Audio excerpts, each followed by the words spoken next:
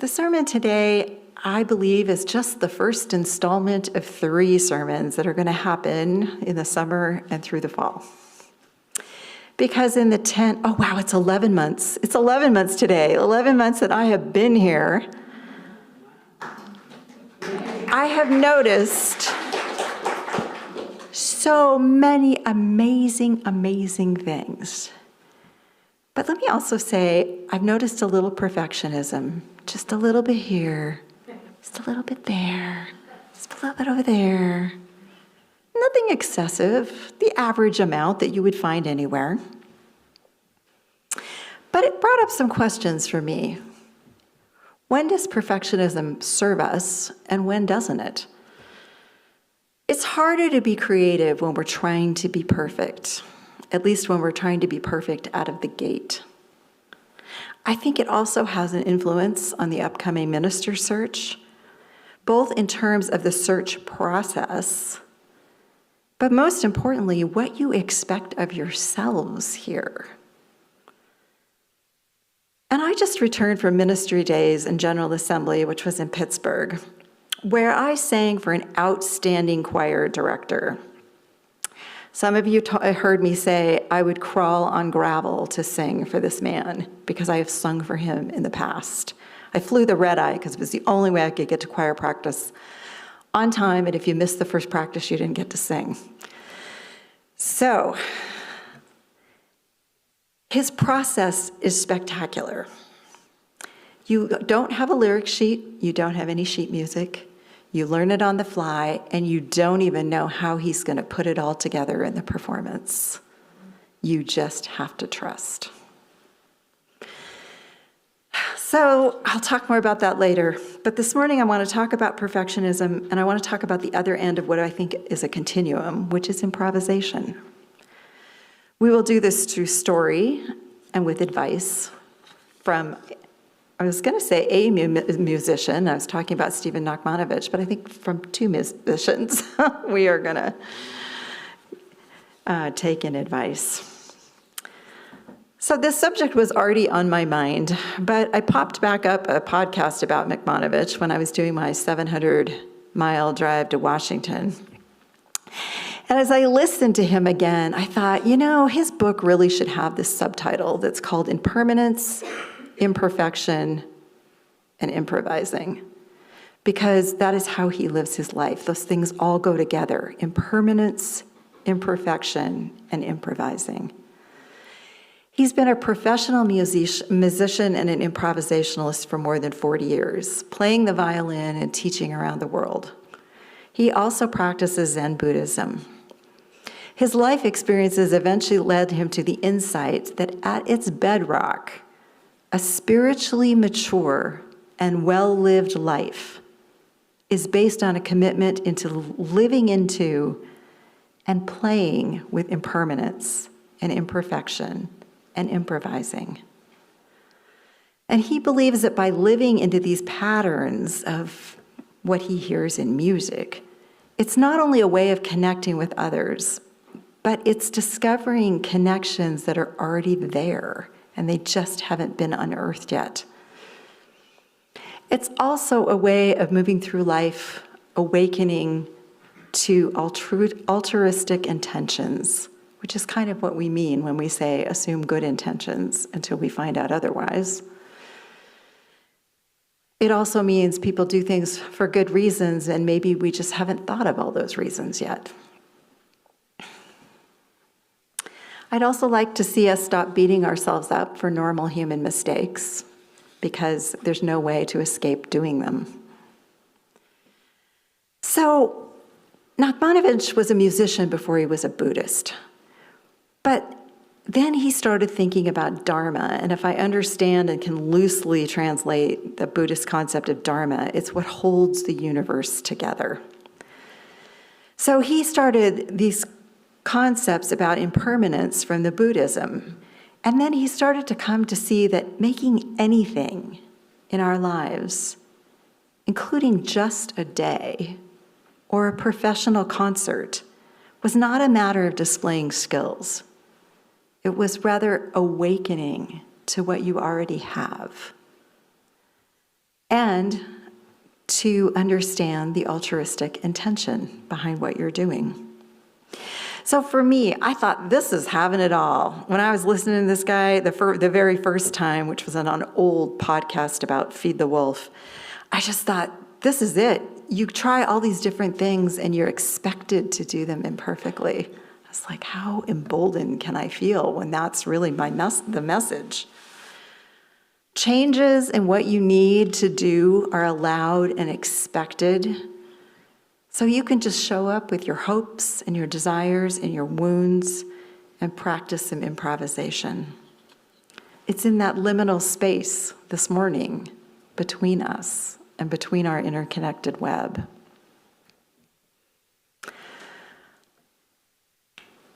So imperfection. For me, these are all of our should've, would've, could've. Why did I do that? I am so dumb. That's where all those things tend to show up. Instead of recognizing that those situations are something normal to the human experience and the part of finding our way to a goal or an outcome.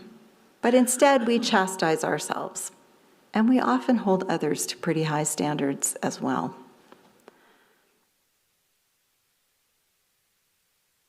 Can any of us say that we aren't our own worst critic?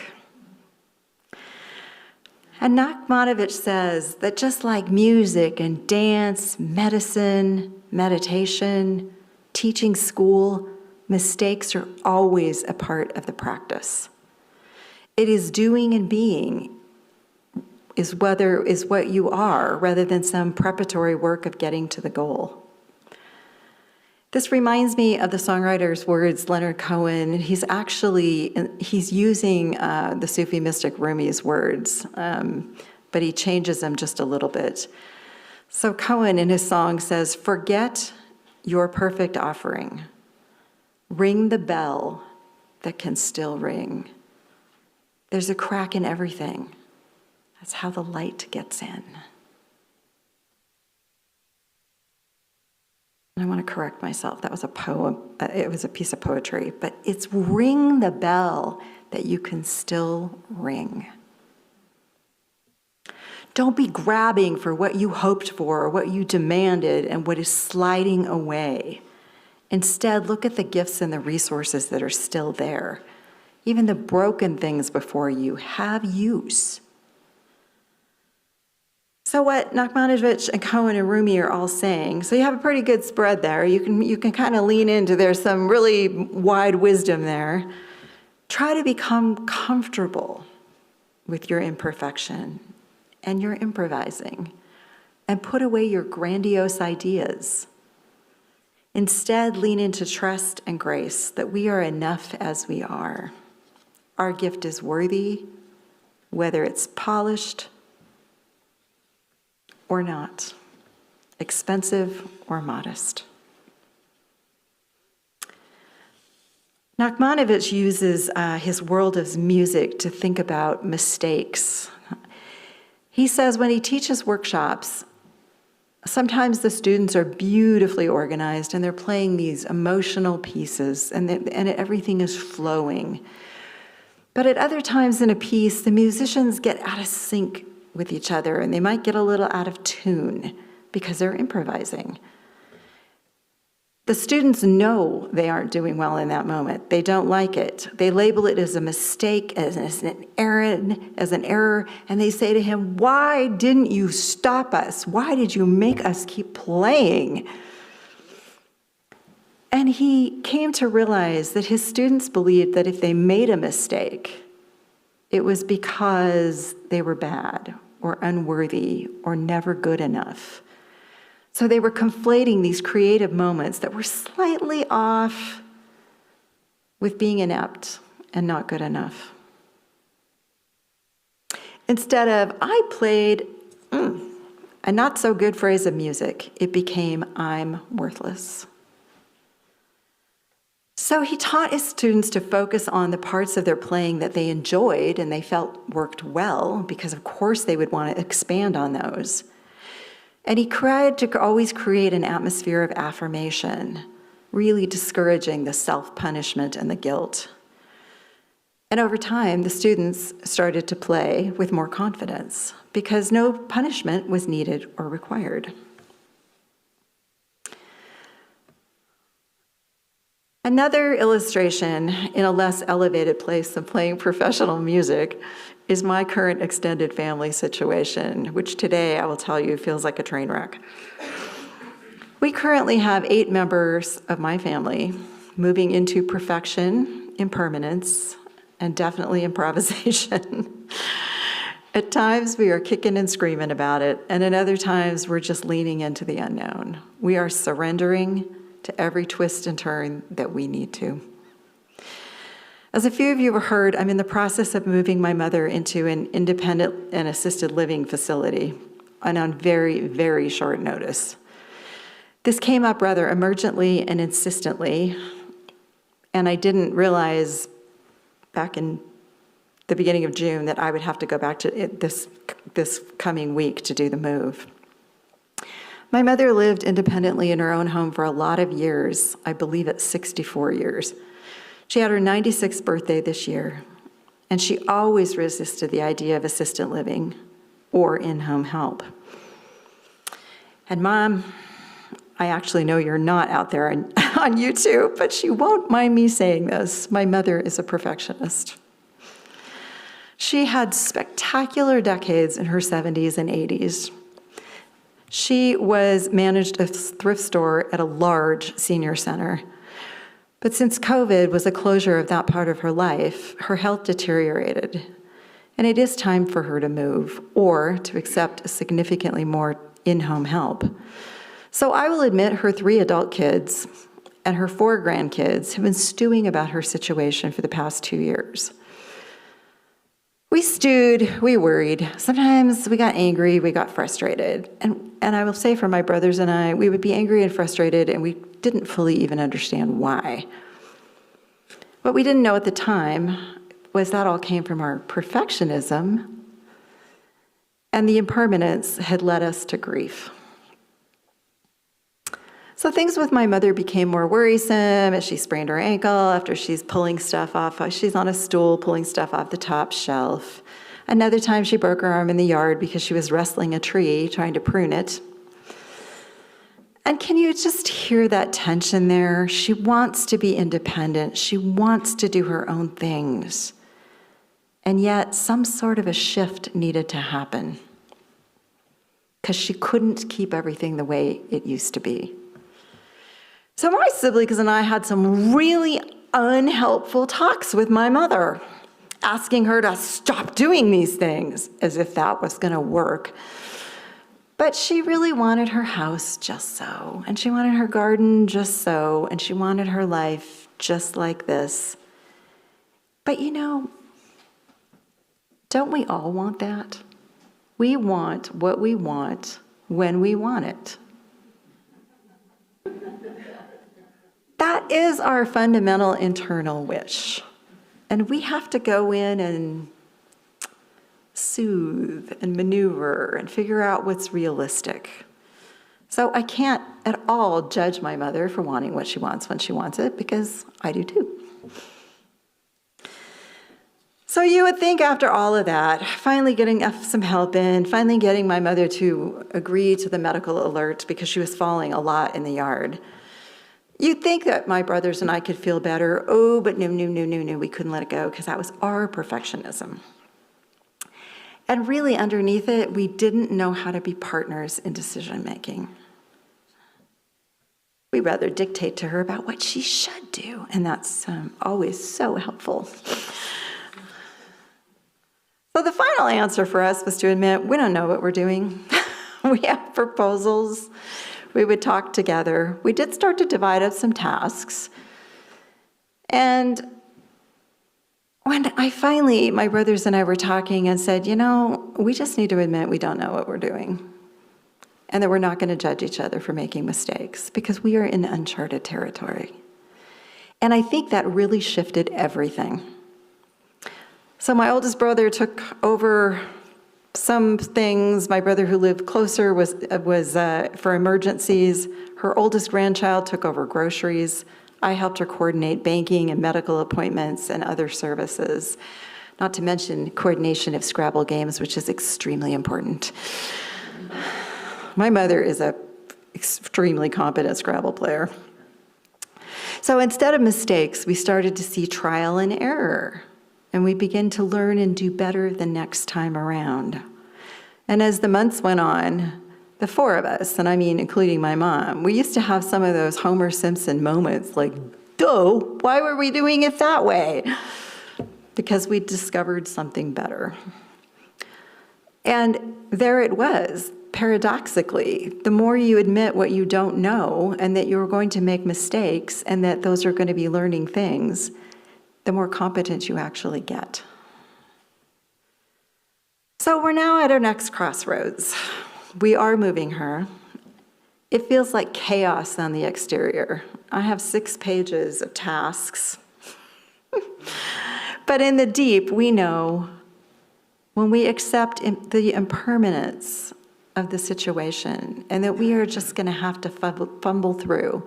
And we have a roadmap, but let's face it, is it going to work? No, it's going to have to get adjusted on the way. And trust and forgiveness are just going to have to make up for the rest. So I want to go back to Nachmanovitch for a minute. He uses music as the medium to bring you the exact same message that I was trying to talk about. That improvising is trial and error. And what you need to let happen is trial and error, let them flow smoothly. Free yourself up from regret and allow the learning process to just swing on. Because the minute you're bad, the minute you're stupid, the minute you should have done it different, you've jammed up the whole process. Instead of saying, whoa, well, that was a learning experience, then you can keep on moving into the flow. He taught his students, okay, when you start hearing that note that doesn't fit, and you know it doesn't fit, start playing it deliberately. Think about how can that bridge be, can it be a bridge to the next movement in music? Build a modulation around it. Pick it up, expand it. My recent singing for the Reverend Dr. Glenn Thomas Rideout felt so familiar. No lyric sheet, no sheet music. We don't even know what the song's going to look like start to finish. We only know different chunks. And it's in a gospel style. It was chaos, it was spectacular, and it was exhilarating.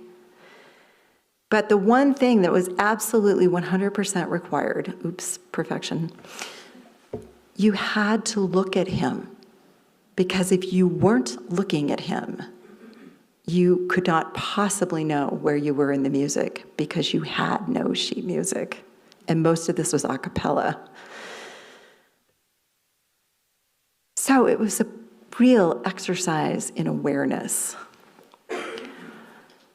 So my question is, how can we start using this here at UUFB? You've all experienced impermanence, imperfection, and improvisation in the COVID shutdown and in the reopening. Your board has used incredible skills during that time.